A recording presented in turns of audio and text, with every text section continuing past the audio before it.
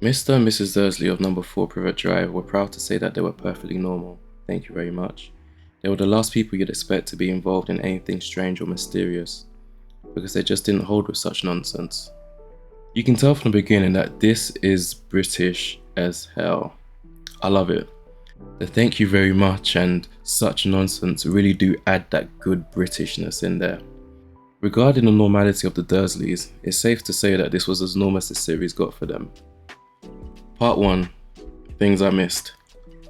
This reread has stressed to me the importance of rereading books, especially when you're in a different stage of your life.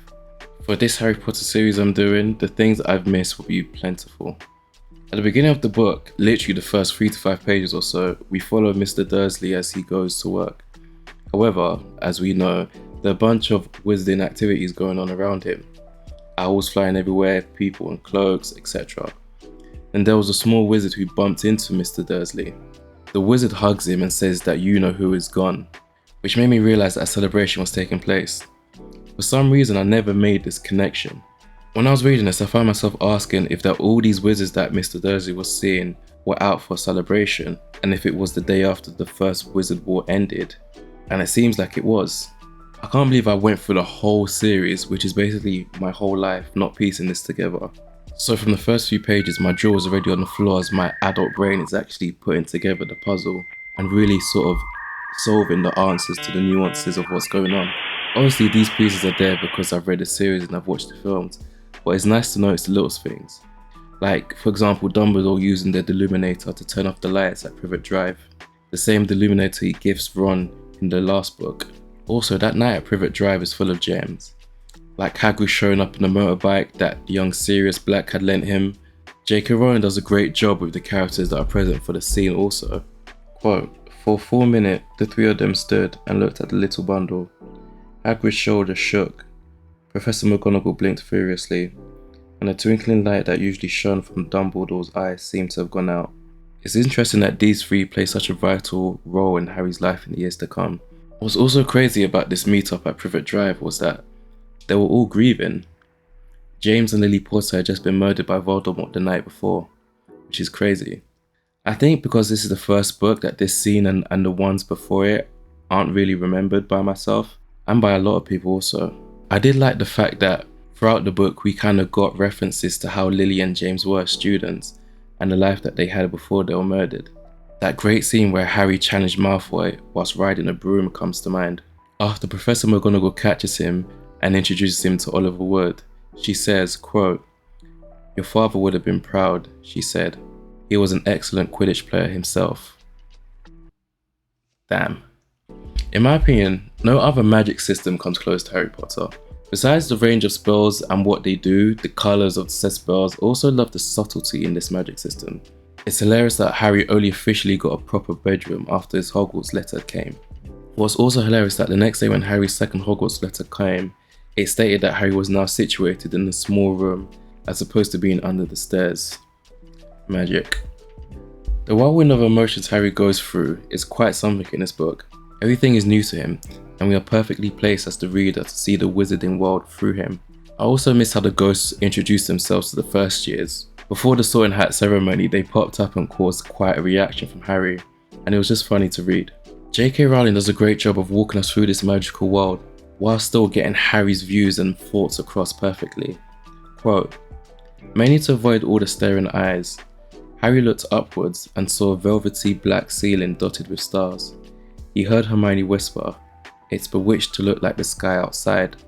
I read about it in Hogwarts history.' It was hard to believe that there was a ceiling at all, and that the Great Hall didn't simply open onto the heavens." Just wow. Wow, wow, wow. These little sentences are scattered throughout the book, and it's the most beautiful thing. I was buzzing just reading this book. Part 2. It's a Magical World. Quote, "Are all your family's wizards?" asked Harry, who found Ron just as interesting as Ron found him. I think this quote is one of the reasons why their friendship worked so beautifully in the book and in the series. Seeing the dynamics of the Weasleys was Harry's first introduction to a wizarding family. I love the friendship that blossoms here, especially over little things like sweets. It's funny how Harry thought he could buy a Mars bar on the Hogwarts Express. How British of him. What is also touching is that Harry quells Ron's feelings about not being able to afford things. I love the acts of kindness and loyalty that takes place between Ron and Harry during their first interaction. Harry had run into Malfoy previously, but on the Hogwarts Express he sided with Ron over Malfoy during their confrontation. Hermione's introduction in the book is so very Hermione. Quote, "Has anyone seen a toad? Neville's lost one," she said. She had a bossy sort of voice, lots of bush brown hair and rather large front teeth. I love how the boys don't want Hermione near them at the start, but she somehow always finds a way to be around them. I also love how theoretically, Ron isn't the best at magic and we see this, yet when push comes to shove, he gets it done. J.K. Rowling illustrated that perfectly in this book. For example, in Charms class, Ron couldn't levitate the feather. He also got mad when Hermione was able to do it at first try. However, when the troll came and Hermione couldn't move, Ron was able to levitate the club right out of the troll's hand and hit him with it, in turn saving both him, Hermione and Harry. Which leads nicely onto the trio. The foundation of the trio's friendship is pretty cool, to be honest. I like that they weren't quite friends at certain parts in this book. Actually, for most of it they weren't.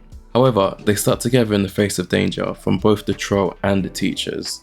Hell, they even stuck together in the face of danger from all the moving stairways at Hogwarts. Quote, "Harry was speechless. Hermione was the last person to do anything against the rules, and here she was, pretending she had, to get them out of trouble. It was as if Snape had started handing out sweets." I love how they became friends after this, and after they awkwardly said thanks to each other in the common room. It's beautiful to see the transition after that, because from there we get the actual trio. J.K. Rowling portrays their friendship perfectly.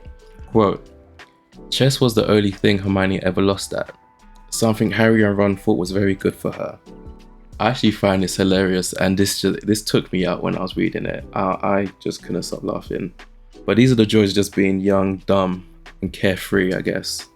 It's funny how Snape and Harry clashed from day one. They were ops from the very beginning. It was nuts. Of course Snape started it, and of course it was unfair. For example, like Snape blaming Harry for Neville doing Neville things during potions class. That was just straight up bullying. However, his redemption, Jesus Christ, J.K. Rowling, his redemption, but we'll get to that. Snape's redemption arc, I would say, started before anyone kind of even realized, I guess. It started even during the first potions class. I love that after the series, and after the last book especially, the whole fandom was able to learn about the complexities of Snape. One of the things that shocked me was discovering the meaning behind Snape's random questioning to Harry during the first potion class. I read that "my regrets follow you to the grave" was what he was trying to express, or what he was expressing subliminally. That guy was really grieving as well. Hell, Snape didn't stop grieving. On to a more light-hearted note, I absolutely adore the childish mischief that Harry and co get up to in this book. Being out at the dorms late at night to fight Draco, questioning Hagrid about the Gringotts break-in, going to see what's behind the trap door that the three-headed dog was guarding. It was all very light-hearted and precious. And precious really sums up the theme of this book, and just how it just seeped preciousness. I was getting giddy just reading it, I won't lie. Harry Potter is my childhood, and the Philosopher's Stone represents the most innocent part of it. I also love how there's still some reference to Muggle things throughout the book. J.K. Rowling does a good job of just keeping us grounded. For example, Dumbledore eating sherbet lemon sweets in the beginning of the book, Dean yelling that Flint, the Slytherin Quidditch captain, should have been sent off and given a red card. It's beautifully intertwined into the story. I love how Oliver Wood described the Weasley twins as human bludgers when explaining the rules of Quidditch to Harry. I love it all. It's just also epic. I also love how wizarding chess works. I don't think we ever got to see this quote in the films, but in the book, quote, "Harry played with chessmen Seamus Finnegan had lent him, and they didn't trust him at all. He wasn't a very good player yet, and they kept shouting different bits of advice at him, which was confusing. Don't send me there. Can't you see his knight? Send him. We can afford to lose him." Got to love it. Who did magic better than this? Seriously, who? What author? What book? What series? Please show me. Part 3. Hold on. There's more. A very touching yet heartbreaking moment is when Harry sees his parents in the mirror. Damn. This was emotional. And I love how it was juxtaposed when Harry brought Ron along the second time. And when Ron goes into the mirror, he just sees glory. He sees himself in the mirror, a well-decorated young adult version of himself. And I get that. He has a large family and he has a lot to live up to, and all that he owns are hand-me-downs. It just goes to show that it's a dangerous thing knowing what you desire.